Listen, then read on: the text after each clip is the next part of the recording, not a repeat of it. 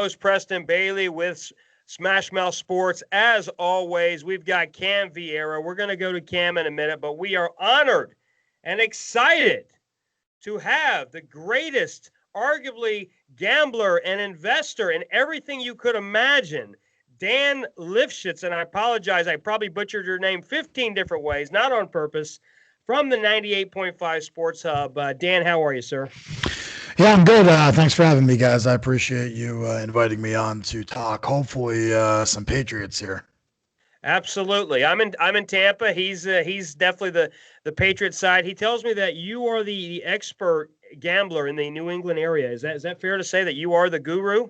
I am far from an expert. I'm just a guy who has a radio show, who does a little bit of gambling, obviously paying attention right now to everything that's going on college basketball-wise, but I would say I am far from an expert. There are guys way better than me. Man, I was going to put 10 large down. Cam was telling me he's thinking about putting 10 large down. Cam, is that true? You were thinking about putting 10 large down on your Patriots this week? Can you tell us about the spread, Cam, and ask Dan and get Dan in on that? I believe it opened with the Cardinals as slight favorites this week, but I might be wrong there. Dan can correct me if he knows otherwise. But no, I mean, I like the Cardinals this week, Preston. I'm not going to lie to you. I think Sunday was a demoralizing loss for this team, for Cam Newton, who had a lot of momentum off of the Baltimore win, and then they went down and lost to a Houston team that had only beaten Jacksonville all year. So we'll get Dan's thoughts, but I like the Cardinals this week. Yeah, so I mean, if you guys kind of want my thoughts on the game, I mean, what I would do with the line is honestly I probably wouldn't play it either side. Here's what's going to happen: the line opened 2.5 Arizona. There's a ton of people on the Cardinals. The whole world's going to be on the Cardinals this week. That's not really a surprise. What I would tell you is I very much like the Patriots just in general. I think they probably win outright, but I like them more in a Wong teaser, meaning I'd tease them 6 points, find another side you'd like, or do an open tease if you can. But I think the Patriots in a tease from 2.5 to 8.5 or 3 to 9, either way, I think you're probably getting some really good value there moving forward. Kind of same thing in Tampa this week. They're getting 4 points at this point. You could probably get, tease across a good number there. It's not a Wong, but you do get a good number in 10 there. So it's one of those things where you guys are going to look at it and say the Patriots lost that game, and they did. I mean, that's a game. If you're the Patriots, you need a win coming off the Baltimore game. But the Texans opened as 2.5-point favorites, and I thought that kind of was everything you really needed to know about that one, where the line was. And the line obviously flipped midweek, and the Patriots ended up, I think closing 2.5 or 3-point favorites. But in general, the Patriots have trouble with mobile quarterbacks. The problem is that they got away from the run, and early successful with Damian Harris and everything they were doing was effective, and they got away from that. And I'm hoping that this week they kind of focus back on that, because Arizona has just as many problems, and defensively their corners may even be worse than what Houston had. It's bad. Patrick Peterson got burned repeatedly last week and has been throughout the past few weeks. Kyler Murray's going to put up points. So are the Patriots. It's just going to depend on, can they score enough? I think at home, I think they still have a fighting chance to win that game. Wow, that's a great take, because my natural instinct, and you see the lines, you see everything in, just as an outsider, I'm not in the New England bubble, if you will. I mean, I was kind of surprised how, everybody that we've had on the last couple of weeks, we've had a lot of New England people that Cam's known for many years on, sports broadcasters, writers, etc. And there was a very positive attitude in the last 2 weeks before the loss, and I feel like a little bit of that balloon's gone off. So you still feel confident that the Pats can win outright and cover the 2.5 points against the Cardinals, like you mentioned about Kyler Murray. I mean, to me, the only way I see they beat the Cardinals if it's another rainstorm, or if it snows, or if it's the weather and it's a blizzard or something crazy like that. Can you speak on that, on why you feel such confidence in the Patriots bouncing back? Yeah, I mean, and simply put, I think that they're, again, a better team than their record indicates. I mean, they've lost 4 games now by one possession.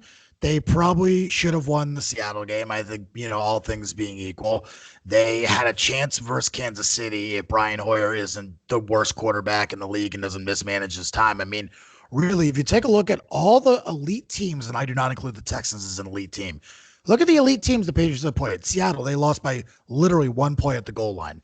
Kansas City, they shut them out first half or close to it, held them to 2, I think it was 3 points, 6 points, whatever it was. They played very well versus the elite teams. They play up to their competition and play down to their competition. I think that's the biggest problem with the team this year. Baltimore, I think, in my opinion, is still a very is an elite team talent-wise, maybe not record-wise, but talent-wise. They won that game, and I definitely think the weather helped. I definitely think that was a contributing factor without a question. I put Arizona on that borderline area of being an elite team, a non-elite team, but has elite talent, especially offensively. And so that's the way I look at it. I still think that they will come up with a game plan. They'll take Hopkins away and make, Kirk and that run game beat them. And, it's going to be interesting to see what Kyler Murray does against Belichick, because we haven't got to see that yet, and kind of what, Kingsbury does against the Belichick defense, which, again, has not been exactly great this year. So it's not exactly, super impressive. Cam, do you want to weigh in on that? Because you don't seem to get the injected. I've noticed a lot of confidence from the New England blood every week. I've noticed that when we get the writers on, the broadcasters, the bloggers, everybody in New England, I feel like they still have that New England confidence. They still have that Tom Brady confidence. I just don't see this New England team as a power defense like in years past. Cam, do you want to weigh in on that?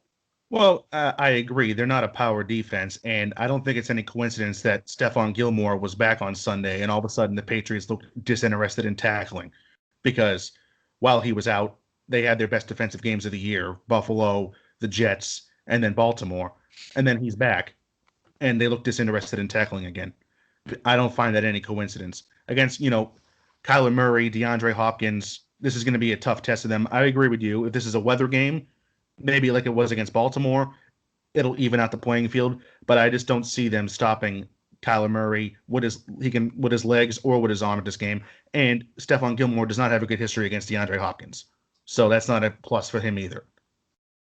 Yeah, and neither do the Bills in the final 3 seconds of the game. So, DeAndre Hopkins, so, Dan, you're telling me, if I understand this correctly, you're confident in the Patriots to cover the spread.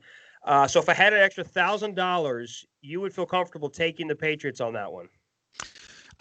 Listen, if you're making me choose a side in the game, I would lean the Patriots. But if you're making me bet it, no, I probably wouldn't bet the game on either side. I wouldn't feel confident about it. What I would tell you to do is tease the Patriots up to, if it's 2.5, tease it up to 8.5 or 9. You're crossing two key numbers there with 3 and 7. That's literally the definition of a long teaser.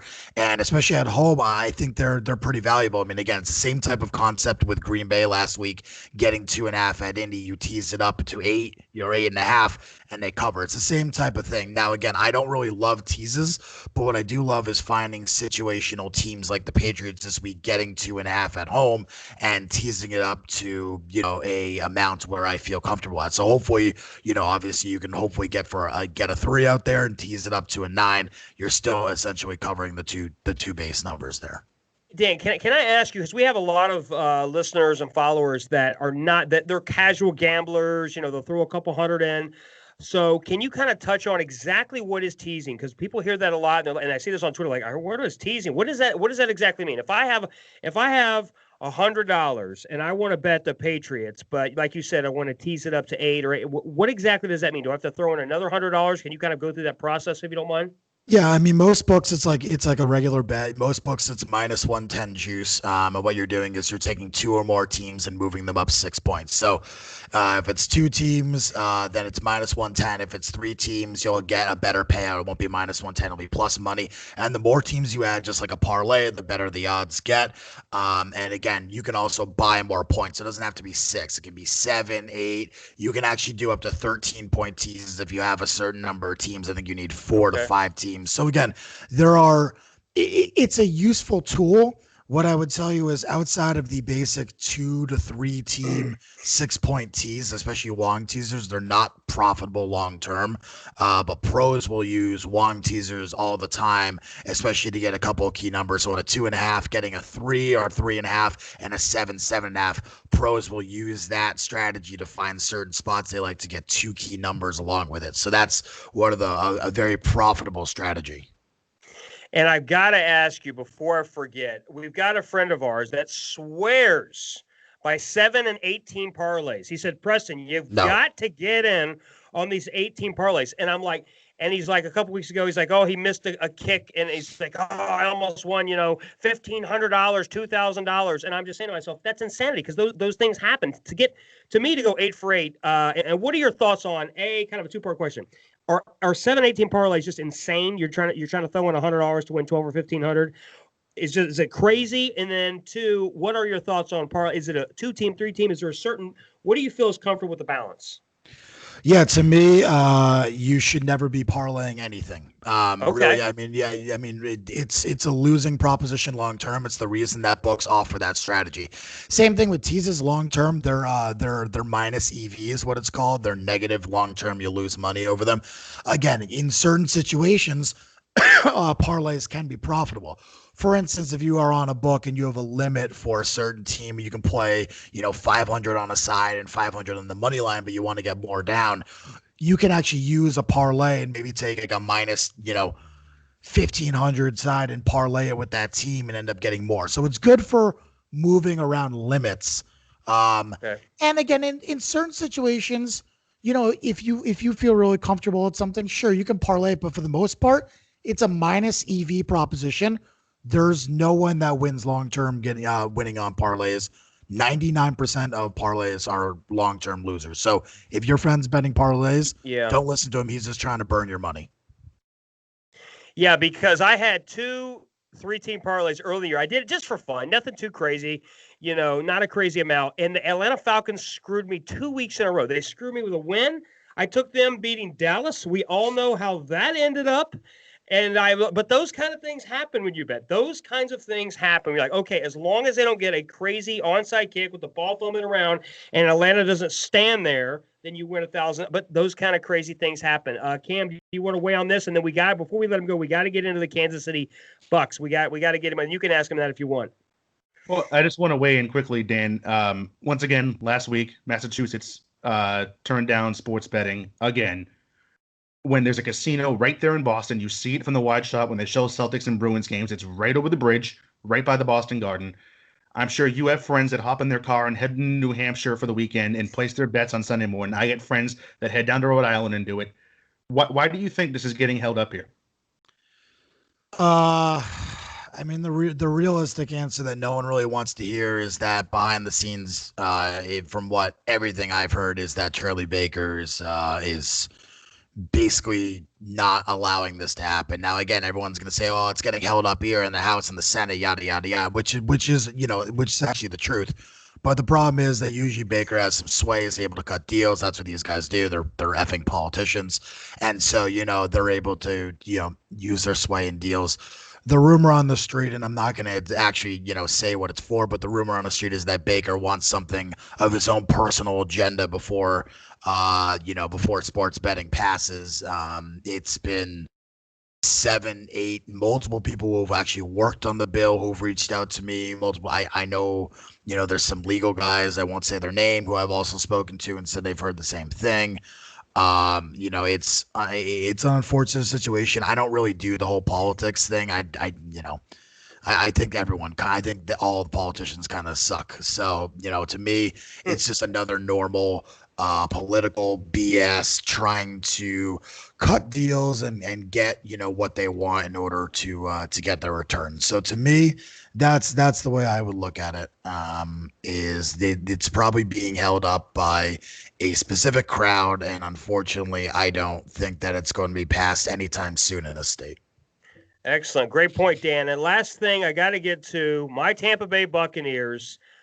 Heartbreaking loss against the Rams. It just didn't go the right way. The Bucs have kind of been up and down. They're 7-4.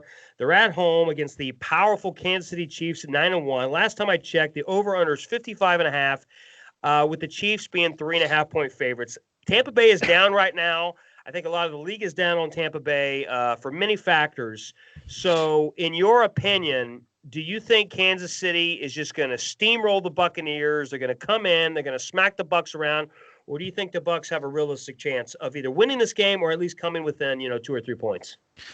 I think you can kind of compare this game to a game earlier in the season where Tampa Bay took on Green Bay. The Bucs were 3-point dogs, and Tampa had a slow start and then smacked the hell out of them the remainder of the game. I think you were buying low on Tampa, and I think you were buying super high on Green Bay. I think they were undefeated up to that point. I think that was their first loss. And again, Kansas City is coming off a nice win against Oakland. Vegas now. Apologies. But I think we're kind of seeing the same thing here. I think we're seeing Tampa coming off a loss that was embarrassing. By all means, Brady has looked like dog shit the entire year. I think that's being generous. To be honest, that's being generous. Wow. I hate to see you when you're being harsh. I mean, let's just call it. He has not been good. And that Bruce Arians system, again, first-year quarterbacks struggle mightily with Arians. So I don't think this is going to be a long-term thing. But yeah, Brady struggles with reading, especially the deep balls there, because it's a totally different type of offense than they ran here in New England. And I do think that there's going to be a legitimate struggle going forward with Brady, for probably the most of this year. And I think that's, some of the reasons. You look at their schedule, the Bucs have not beaten anyone of significance outside Green Bay. I mean, really, their wins have been like against the Giants, and they're struggling in even those games. The primetime games, any of them, they're struggling mightily. And I am worried about what is going to happen here long term, but I do think that buying low on Tampa is not a terrible idea. I personally am probably not going to do it, but I don't think it's terrible. Again, if they get up to 4.5 on the line, I think I would consider that another part for a long teaser and get the 7.5 and the 10.5 and kind of move that line up. I don't think they're that bad, but I do think that Tampa is going to continue to struggle.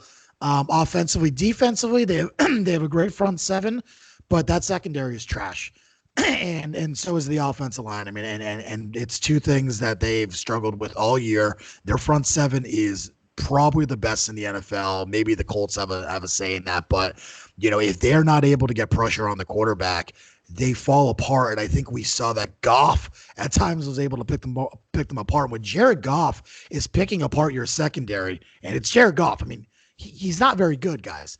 That's a problem. And, it's the same problem the Patriots have. I'm not going to say, because, the Patriots secondary has been, heavily overrated, and they have had troubles this year too. But I mean, that is my worry with Tampa going forward. That being said, I'm hoping that they'll get some pressure on Mahomes. I think that, they'll be able to kind of stay in the game. And I'm hoping that Tampa was maybe looking past LA, which I don't think they were, but I'm hoping that they were, that Arians kind of came up with a more bland game plan so they could take on Kansas City this week.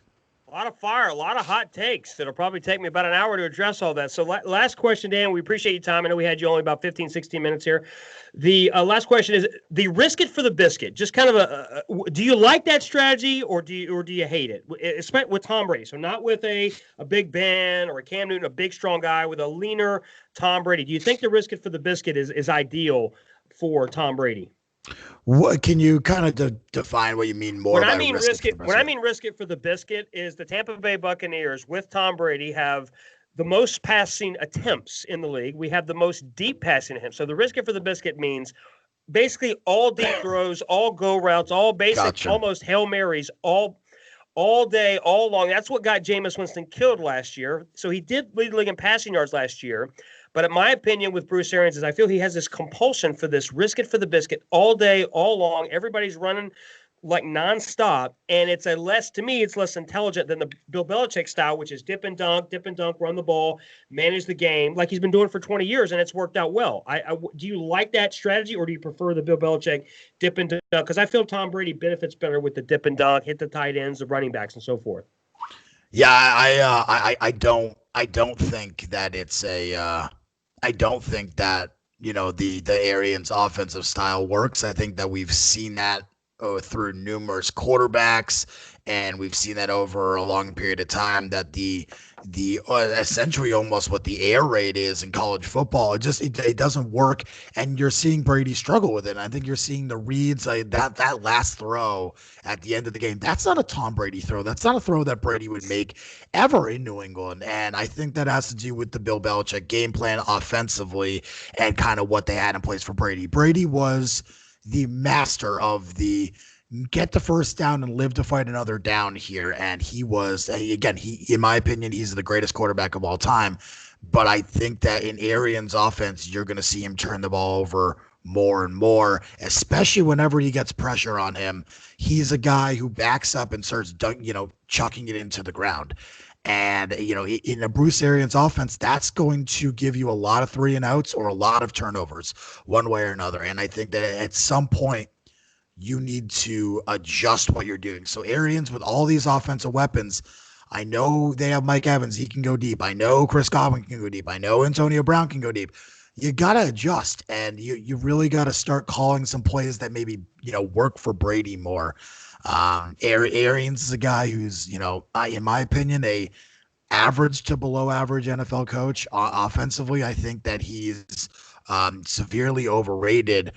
He's more of a player's coach, and I think that he needs to kind of implement that aspect of his coaching style and run some plays that are better for Brady, because I think that team has Super Bowl potential. I mean, you look at the roster, they outside the secondary and even the offensive line at times is banged up and it's not great, but that team has Super Bowl potential. There's no reason they should be underperforming this badly offensively.